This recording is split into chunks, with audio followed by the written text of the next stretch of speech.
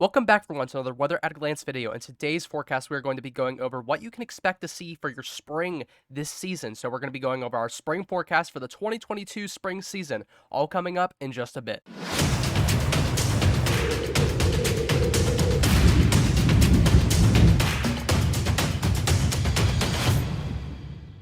All right, and on our first slide, we're taking a look at our early December 2021 official probabilistic ENSO forecast. So this is going to be talking about whether we're going to see a La Nina, an El Nino, or an ENSO neutral pattern, which is in the middle of those two. So what you can see here is this was published in early December. Now, this is the latest one that we have right now. We don't really have any other one at the moment. So what you're looking at right now is the last update to the ENSO forecast. Now, what we want to pay attention to is which pattern we're looking at here. So the gray here is the neutral forecast. So that's the middle one. That's in between La Nina and El Nino. So here you can see this gray. You can look at the bar graph or you can look at the line graph. They have two here to give kind of a visual presentation. So what I want to explain to you is anything above the 50% mark is what you want to be paying attention to for the season. So as you can see, the ENSO neutral right here is the highest one. So we're looking at about February through March through April, which is kind of the time frame we are in right now. March, April, and May, that's kind of where we see that ENSO neutral really spike. And then it goes to about April, May to June, and that's where it kind of starts to drop again, but it's still above that 50% mark. And as you can see for the red here, which is the El Nino, it is going to drop far below the La Nina standards as well, and that's going to plummet down here into the near 20% category for most of the season that we're going to be going through into the summer months. So we're talking about spring and the summer, that's going to plummet down there. And if you look, we see the La Nina, which is the blue color here, and that blue color also plummets. So while the ENSO neutral probability rises up above 50% near the 60% category there, so we're looking at about 55% of an ENSO neutral for that season, we see these levels drop to about below a 30%, almost down to a 20%. So that's showing you kind of that the La Nina is finally waving itself goodbye. It's finally leaving the picture here, which is making room for a new pattern that we're talking about, the ENSO neutral. So that's going to be bringing some iffy conditions. It is kind of hard to predict the middle pattern here because this is in between the middle of a La Nina and an El Nino. So we have both of their varying factors into one seasonal aspect. So we see that there could be either cold or warm temperatures all over the United States, and that's what we're going to be going into today's video. We have to predict what's going to be going on this spring, and it's going to be a tricky year to forecast for because of this ENSO neutral pattern. All right, moving on to our second slide here, we're looking at a precipitation forecast for the spring forecast for 2022, and as you can see here,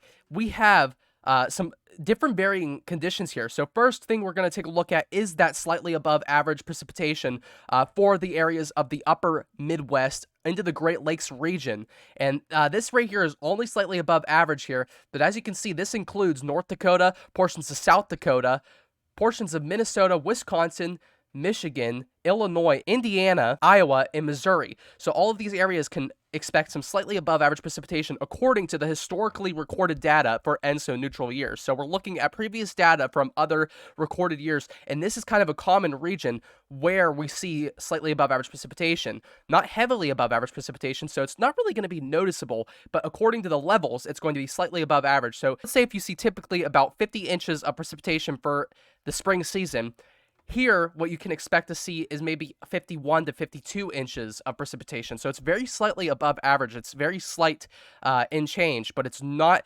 really going to be noticeable to the eye. So you're not really going to notice a lot more precipitation happening than usual, but it is going to be slightly above average recorded levels possible with this area. Now, moving on to our next region, we're taking a look at the slightly above average precipitation over here in the northwestern United States. So this is including a lot of different states here. We're looking at Oregon, we're looking at Idaho, we're looking at northwest Wyoming, southwest and western Montana, as well as Washington. So we see this area here, and this is also looking at that slightly above average precipitation. So again, what we talked about before, we're not expecting a really noticeable precipitation increase to the eye, but we are expecting some increase to those levels. And finally, we're going down here to the south central United States. So we're kind of looking in between the south central near Texas all the way over into the southeast and even up into portions of the mid-Atlantic. Now here is the same thing. We're looking at that slightly above average precipitation for these regions. So not really noticeable to the eye, but we are looking at some potentially slightly above average levels here within this region, and this is definitely a wide region. Now, you may be wondering why these two areas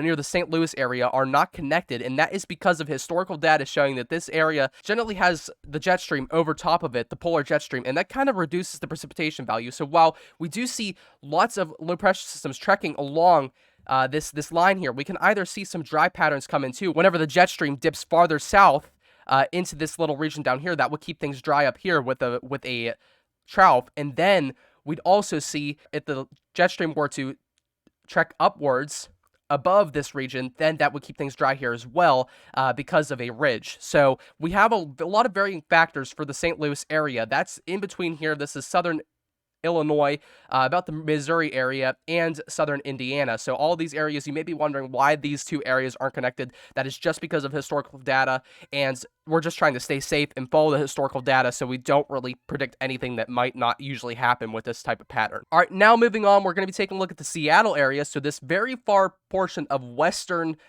Washington here, we're taking a look at that above average precipitation. So here's where you're going to be noticing that level. So this is noticeable precipitation increase. So here you will be noticing some more rainy days than usual. Now, we already know that Seattle is a very rainy area because of that jet stream pattern. Obviously, the jet stream, no matter what kind of pattern we're in, La Nina, ENSO neutral, El Nino, we're always seeing that polar jet stream come off of the Pacific and kind of come over there. So we either see the polar jet stream dipping down, or we see that Pacific jet stream also interacting with the polar jet stream. So it's obviously a very wet area. There's often two jet streams at a time meeting up in that location, and that is what we might see this year. Now, the Pacific jet stream isn't going to be as active, but as you can see here, the polar jet stream is going to be kind of coming down over this Washington area, and then kind of trekking up north, creating a ridge down here. But as you can see, this is going to be providing a lot of precipitation and a lot of moisture for the Seattle area and western Washington area as well as some portions of northwest Oregon too. There's a very small portion there that can be included as well. All right, and finally, we're taking a look at our southeastern region here. This is above average precipitation as well, and here you can expect the same thing, only here is where our polar jet stream may dip down into a trough at times. So where we see here, there is a lot of precipitation increase forecasted for this area with historical data showing and backing this up. So as you can see, here's where our jet stream pattern is going to kind of come through. So we're going to see that polar jet stream come down off of the Seattle area, kind of come over in this type of pattern, and it could vary. It could sometimes trek north over here, as we see with some of the winter storms that are happening right now in February. We see this kind of track right here, but mainly you could also see a lot of storms come down through this area, a lot of low pressure systems, and those will be trekking up along here as well, and even kind of trekking further back. But as you can see, mainly the main trek is going to be over the southeastern United States, and that's why we have that above average precipitation there for areas of Mississippi, Alabama, Georgia, Tennessee, western North Carolina, Kentucky, Virginia, Arkansas, Louisiana, and some portions of eastern Texas. All right, now we're getting into some of the below average aspects, which here you can see this wide region over here in the southwestern United States. We see this region that stretches from California all the way out to about the central Texas here. So you can see that we have a very wide portion here. This almost goes all the way out to Oklahoma City, which you cannot be left out if you're that close to the region. But as you can see here, you aren't really going to notice. Same thing with the slightly above average precipitation. You aren't really going to notice anything too different. You're not really going to notice any less rainy days, but here you can expect some drier conditions. And this is all based off of historically recorded data too from ENSO neutral spring years. And as you can see, we are going to be keeping things kind of dry down in the southwestern United States into portions of the Great Plains here as that jet stream, the Pacific jet stream is going to be trekking more northward and keeping a ridge over the southwestern United States, and it's going to come back down here and kind of keep things dry off to the east as well. But as you can see, with this trough over here, we did talk about that above average precipitation, but here this is going to be keeping things kind of dry. So what we're looking at is this high pressure region over here. Now this won't always be here. We are looking though at the subtropical jet stream here. This is going to be keeping things dry down here as well. There isn't really going to be an active subtropical jet stream as we saw earlier in the year with those rainy seasons in the monsoon season. So this high pressure system over here, generally the high pressure region, which we call the ridge, is going to be caused by this jet stream keeping things kind of dry over here in the western United States. So the southwestern United States, we are going to see a little bit of a reduction in the overall precipitation, but not too much that you will notice. Now that we move into the eastern United States, you can see much of the East Coast is actually under a slightly below average precipitation action over here for the spring season of 2022. And as you can see, much of the East Coast is going to be left out of that jet stream pattern. Now, I am not too certain about this, but this is part of the historical data. I do feel that maybe as we move further closer to the spring season, we could reduce some of the areas over here because that jet stream pattern could easily move along the East Coast. And we are seeing that right now with a couple of the past nor'easters that have happened so far. We are nearing the spring season, and this could be showing signs that we are going to have some actual normal precipitation, if not slightly above average precipitation for these regions. But as of right now, we are keeping things kind of dry with the forecast. You can see that Florida, I am definitely confident that Florida around the spring season could see slightly below average precipitation, some slightly less precipitation than they usually see because they are already dry around this time of year. But then as we move into the latter part of the spring season, I feel that we could see some lessened precipitation around June and July. So really when we get into the late spring season, early summer, that's when we could start to see some of that lessened precipitation than usual. Because around the spring season, we're already seeing Florida become kind of dry. Their wet season is mainly in the winter, so that's going to be keeping things kind of dry over off of the east here when that jet stream kind of passes northward. So as you can see, we're really not going to notice too much of a decrease in precipitation as of right now. You can see that, as I said before, the slightly below average and slightly above average don't really have much of a noticeable effect. But overall, on the totals, you will definitely see some either increase or decrease. And here, obviously, we're talking about a decrease. All right, now we're taking a look over here in California. So this is only in California, and we're looking from down in the southwestern California near the Los Angeles area all the way up to the far northern areas. So this is all of Western California along the coast, and we could even see portions of Northern California here as well. This includes Los Angeles and San Francisco, and as you can see, we are expecting below average precipitation here due to that Pacific jet stream not being as active and the subtropical jet stream as well. So we aren't really going to see much action here with the pressure systems, and we aren't really going to see much rainfall here. Now, obviously, we know around this time of year when we get into the spring, California finally goes back to their dry season, and we really don't see too much precipitation over in California. But this year, we're also expecting a little bit less. According to historical data, which most of 9 times out of 10 is accurate for these ENSO neutral years, we are seeing that this is going to be keeping things kind of dry over in the California area. So we are expecting below average precipitation over here in the Western California coastline. All right, and finally, we're heading over here near the Boston and New York City area. Here, this includes Vermont, Massachusetts, Rhode Island, and Connecticut. And we see these areas here that are going to be in this below average region here. I am feeling sort of confident with this. As I said, the northeastern parts of here, this could easily change because as the jet stream kind of curves up this way, it could easily head over these areas. So I'm more confident with the slightly below average precipitation down here to the south eastern United States, near the coastline here, the Atlantic coastline. But as we move up to the northern areas, I really think we could kind of reduce that a little bit. But as of right now, this is what I'm going for because of historically recorded data. But as we move further towards the season and I see the pattern continue with the nor'easters, I will likely reduce this in the coming forecasts. So keep that in mind. All right, now on our third slide, we're taking a look at our temperature forecast for the spring season of 2022. And as you can see, starting off, we're looking at those slightly above average temperatures down here. Now, as it does say above average temperatures here, that is the only text that we had right now for this region. So we are talking about just slightly above average temperatures, not above average temperatures just yet, though that is not out of the question for this type of season here. But as you can see, according to historically recorded data from past ENSO neutral years, we are expecting some slightly above average temperatures down here in the southern United States. So this stretches the entire southern United States here, from Los Angeles all the way out to Miami, Florida. All of these areas in the deep southern United States are expecting some slightly above average temperatures as the jet stream is going to be keeping things kind of warm down here. Even when we see that eastern trough dip down here, we aren't really going to see those cold temperatures reach too far south here. The trough is generally going to stay over the Atlanta, Georgia area and kind of lift back north along the east coast. So that is not something that we should be concerned about, but generally we will be keeping things on the warmer side down here in the southern United States. Now again, the slightly above average type of conditions, we aren't really going to have noticeable conditions here, so you aren't really going to walk outside and think, wow, it is completely warmer out here than usual. But we could see temperatures, so if your average temperatures for the spring season down in the deep south are about maybe 60 to 70 degrees Fahrenheit, we could see some possible 65 to 75 degree temperatures, even up into the 80s as some highs for the spring season, especially as we get into the latter part of the spring season. That is always possible, up into those 80s down here in the south.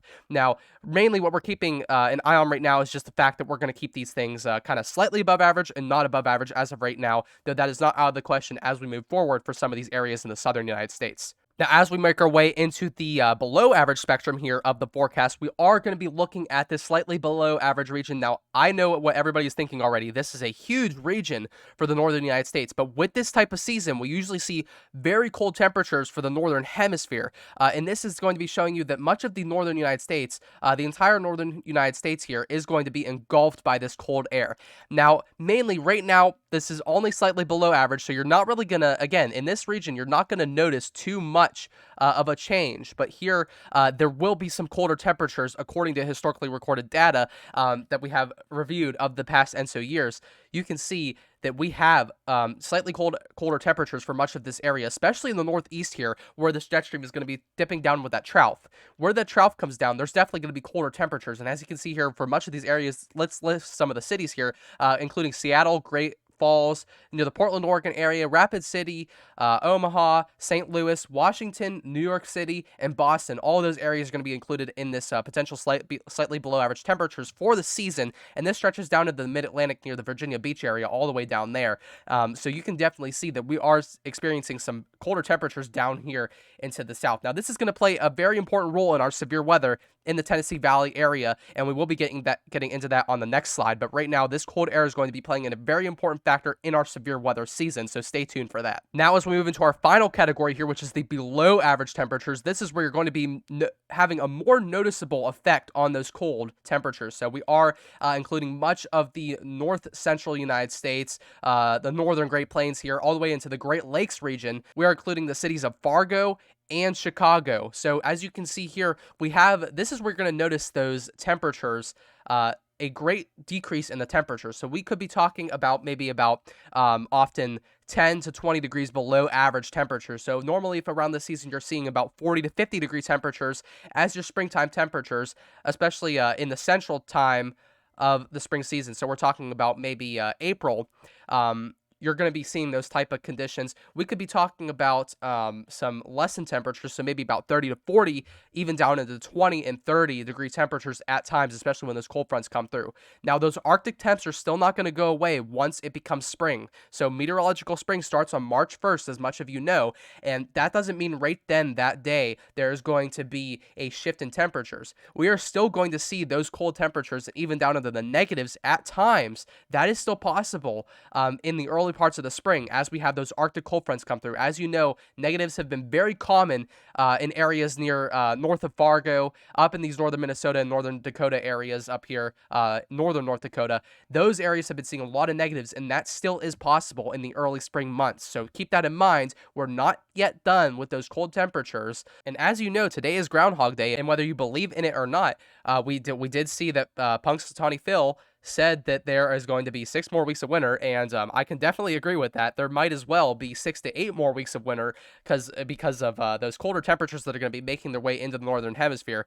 So while we don't really have scientific data to back up Punxsutawney Phil, it is kind of ironic that we can agree with what he's saying, as you know, when he sees his shadow. Here we see 6 more weeks of winter. I am going to say about 6 to 8 more weeks of winter here. But we'll leave the scientific data up to this. And as you can see, according to ENSO neutral years, we are going to be expecting some below average temperatures. Therefore, bringing the winter season more to a longer stance than it normally would have been with an El Nino year. So keep that in mind. All right, and on our final slide here, we're going to be going over our severe weather outlook for the spring season of 2022. Now, as you know, this is matching the SBC scale. So we see the marginal, the slight, the enhanced, the moderate risk, and the high risk. Now, I must let you all know that this is not an SPC outlook for a certain day. This is not saying that you're going to see a high risk. So if you live in the high risk region there, this does not mean you're going to see a high risk region this spring. So this does not mean you're going to see a high risk day this spring. If you live in the moderate, same thing for you. This doesn't mean you're going to see a moderate risk. This is basically saying what type of severe weather you can be seeing. If you look at the category scale on the National Weather Service Storm Prediction Center page, and you look at the different categories and what they mean and what kind of storms that come with those categories, that's basically what this is saying. I use this scale because it helps people understand what kind of severe weather they're dealing with as many people are familiar with the scale. So that is why I'm using this scale. But again, keep in mind that this does not under any circumstances mean that you are going to see this type of category that your region is in. So starting off in our first region here, we are starting off in this marginal risk region, which stretches much of the west central United States here, all the way down from Texas, all the way up into some of the western Great Plains here, and even into the Rocky Mountain region. So as you can see, much of the western United States is left out of here, and that is because it is going to be more of a dry season for these areas. Not only that, but it's still going to be colder over in these areas at some times, especially regarding the PNA pattern, whether that is positive or negative. That would also alter the severe weather for those areas.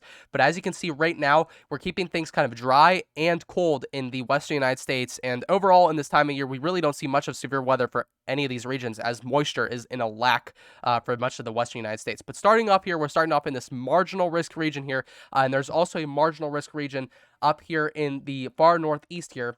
So you are expecting severe weather even up in the far northeastern regions, though it is going to be more slim than none because of those cold temperatures that are kind of engulfing there and are going to make it hard for the warm, moist air to make its way up in the northeast. But as you can see here, these regions can expect anywhere from small severe thunderstorm risks anywhere to a possible tornado warning in the season. So as you can see, it's hard to predict what's going to happen right now. We can't just say you're going to see a tornado warning, but generally within these regions, we usually see maybe 1 to 2 tornado warnings somewhere within this region, and some severe thunderstorm regions as well. I have seen this multiple times, especially up in the Montana area. We do see those type of storms come in, especially around April or so.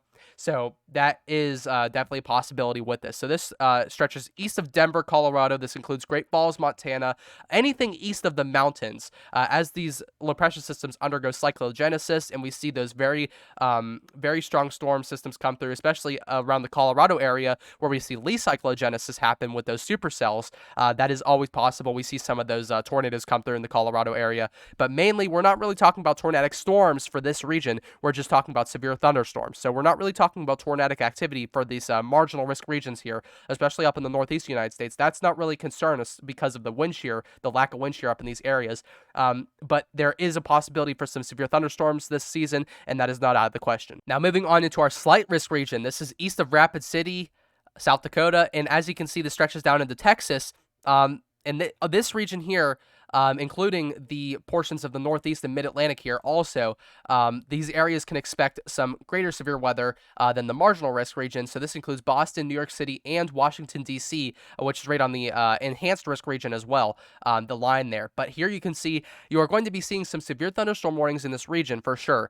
This usually does happen around there. Now, of course, we aren't going to say that's going to happen yet because we don't know anything about the season. So that doesn't mean you specifically are going to see a severe thunderstorm warning, but somewhere within this region, there will be likely severe thunderstorm warnings, as we usually see in a typical season, especially with historically recorded data for this ENSO neutral year. We are expecting some slight risk conditions here, so that means severe weather for these regions, thunderstorms and gusty winds. Nothing really too tornadic. This is in the Tornado Alley region, though, so keep that in mind. This is where we start to see more of those enhanced risks for tornadoes. So we're not talking about an enhanced risk over here in the category. We're talking about some more increased risks in tornadic activity possible within these regions. Now, up here in the Northeast and Mid-Atlantic, these areas could see the potential for some tornadic activity within the storm season.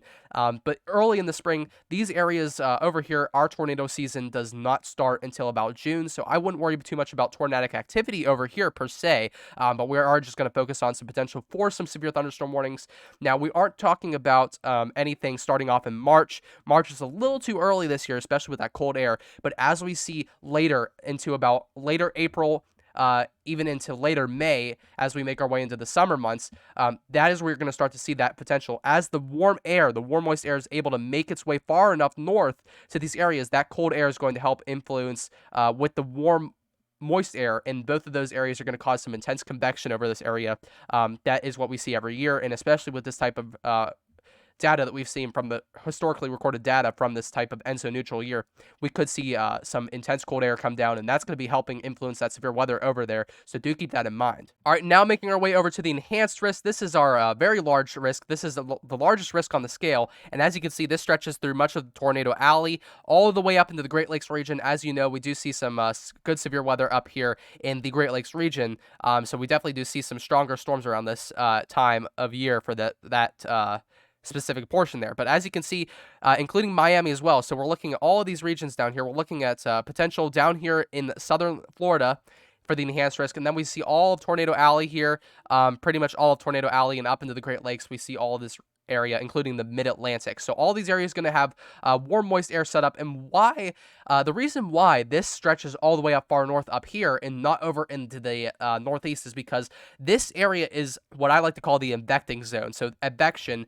when we talk about a horizontal mode of warm air or cold air, any type of air moving upward into any area. So in any direction, advection is the horizontal movement of air. And as you can see, this is the advection zone where we see a lot of that warm, moist air. Because it's so flat here, it's so easy for those temperatures to move up into these regions. And we often see these temperatures shoot up into this Tornado Alley region. That's why we see the Tornado Alley like it is. Because it's so warm, moist down here, that it's so easy for warm, moist advection to get up here. So while it may be 30 or 40 degree temperatures over here in the northeast and mid-Atlantic, it may be about 60 degrees Fahrenheit up here in the north on a particular day, because the warm front is so easily allowed to move warm, moist air up into this region. So that's why we see these enhanced risks go all the way up here into Minnesota. And even though it may be about 50 degrees on a certain day, that severe weather is still permittable because of those very cold upper level temperatures up here. So this is all creating a perfect setup for severe weather. So we're not talking about March severe weather per se. We're going to be mainly focusing on April and May as our severe weather months for these areas. So for this region, let's get into the type of category of severe weather that you can expect here. And right now, what you can expect is, again, severe thunderstorm warnings. Now, this is Tornado Alley, including all of these states such as Minnesota, down here into Kansas, Oklahoma, and Texas. All these areas are in Tornado Alley, and this is where you're going to want to start paying attention for those tornado risks, especially in the Mid-Atlantic area. When we see those troughs dip down, those can even be, the Mid-Atlantic can still be included in those type of trough conditions as well, especially when that moves eastward. So what you're going to want to focus on is the potential for some tornadic activity within this region. We still are far out in the season, but generally each season you can expect some tornadic activity within this region. So does this mean you're going to see a tornado? Absolutely not. We are not saying that. But within this region, somewhere within this region, there are potentials for tornadoes this spring. As we know, every season, this is when storm season occurs, and this is where you're going to be expecting that tornadic activity mainly within these regions up ahead. Starting at the enhanced risk, this is where we start to get into that tornado type zone. So do keep that in mind, especially down here in the Miami area. Water spouts are prone, and if we ever see a trough dip down far enough down here, that would enhance the risk for some of that tornadic activity down here. All right, now moving into our red moderate risk here. This is where things start to get a little bit more dicey. Now, what I mean by dicey is where we start to see more of that increased risk for tornadic activity with these storms. Now, of course, this is not meant to fearmonger or anything like that, so please do not start preparing and thinking that there's just going to be a horrible tornado season. That is absolutely not what we are saying. Definitely not going to say that. Basically, this is going to be your average tornado season, but these areas are the areas that start to see that increased tornado risk. Now, over here in the eastern United States, over in the Atlanta, Georgia area, these areas are going to remain kind of dormant for the tornado season as a start off between March into May.